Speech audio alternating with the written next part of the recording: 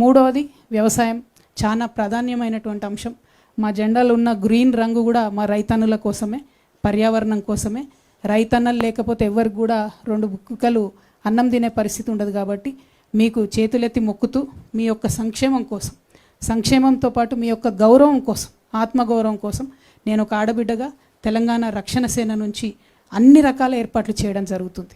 ప్రత్యేకించి ప్రభుత్వంలో మీరు ఏ కార్యాలయానికి పోయినా, ఎక్కడికి పోయినా మీకు పిలిచి పీట వేసి కూర్చోబెట్టి గౌరవించి మీ సమస్య తీర్చి పంపాలి.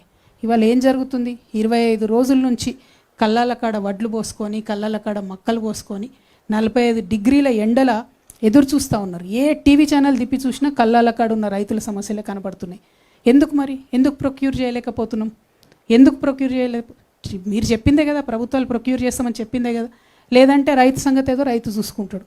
అక్కడ కేంద్ర ప్రభుత్వం ఏమో ఎంఎస్పి పెంచదు, ఇక్కడ రాష్ట్ర ప్రభుత్వం ఏమో కొనుగోలు కేంద్రాలను తెరవదు. కొనుగోలు కేంద్రాలు తెరవమని 25 రోజుల నుంచి ధర్నాలు దీక్షలు చేసే పరిస్థితి రాష్ట్రంలో ఉన్నది. నేను మళ్ళీ మాట ఇస్తా ఉన్నా, ఆ పరిస్థితి మీకు ఉండదు. తెలంగాణ రక్షణ సేన అధికారంలోకి వస్తే మీ దగ్గర నుండి కొన్నటువంటి రైస్ని ఏం చేయాలనేటటువంటి ఆలోచన కూడా పెట్టుకొని చెప్తా ఉన్నాం. రైస్ని ఎక్స్పోర్ట్ చేసేటటువంటి పరిస్థితి ఉంది. ప్రభుత్వాలు ముందడుగు వేస్తలేరు. ఒక కార్పొరేషన్ పెట్టండి, ఎక్స్పోర్ట్ చేయండి, లైసెన్స్ తీసుకోండి, దాన్ని ఏమైనా వాల్యూ యాడ్ చేయండి. ఏమి చేయకుండా మేము కొంటే మాకు నష్టం వస్తుందని చెప్పి అనవసరంగా రాజకీయపరమైనటువంటి అంశాలను ముందుకు తీసుకొచ్చి బోనస్ ఇస్తాం అని చెప్పి బోగస్ మాటలు చెప్పి ప్రజల్ని మోసం చేయడం తప్పితే నిజంగా రైతన్న ఆవేదన అర్థం చేసుకుంటలేరు. మేము పోయి చూస్తూ ఉన్నాం, ఊర్ల పొంట తిరుగుతూ ఉన్నాం. మొన్న జాగృతి జనంబాట కార్యక్రమంలో పోతే ఎంత బాధ అనిపించిందంటే, ఒక రైతును పాపం మక్క రైతునాడ ఆ రోజు కలిసినాం మేము, తెల్లారైన గుండె పొడుతుంది చనిపోయిండు.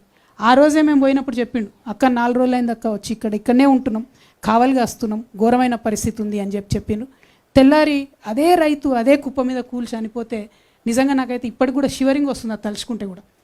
అంటే ఒక ప్రాణం అంటే మనకు ఎంత విలువ లేకుండా పోయిందంటే, ఎక్కువ మంది ఉన్నాం మనం, 140 కోట్ల మంది ఉన్నాం. కాబట్టి ఒక రైతు చచ్చిపోతే ఒక చిన్న సింగిల్ కాలం వార్త అయిపోయినందు తప్పితే నిజంగా ఎవరు స్పందించే పరిస్థితి లేదు.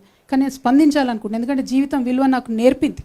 జీవితంలో నేను పడ్డ కష్టాలు, ఒక మనిషి జీవితం ఎంత విలువైనది అన్నది నాకు నేర్పింది. కాబట్టి ఒక సంకల్పంతో, ఒక సీరియస్ కమిట్మెంట్తో నేను వచ్చిన మా రైతన్నలకు నేను మాట ఇస్తూ ఉన్నా, మీకు గౌరవం దక్కాల్సిందే. దానికోసం అన్ని ఏర్పాట్లు మా ప్రభుత్వంలో చేస్తాం.